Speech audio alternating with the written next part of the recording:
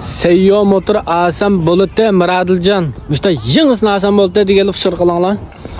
Xellendadek huzuru maşinca mı? 5 kişilik mi bu? Haval eşliyor. 2014 10. ayınınki. Maşında Ali boşan, Joton boşan, Çılsın. Hemiz toluk. Maşin xatar yengacıma. Bütün yön ben. Bas, gazep muvafık. Elip satamen balığım çüşüda. Deydiğin turdaşlığım çüşüda. Banda yalnız devam çıkamaydı. Lazım şaştıranlar. Seyyo motor havalına işçiye. Kaylanma yığınlıqığı. Nime deydi o ma bu? Orunduklar tokluk, xurum orunduk.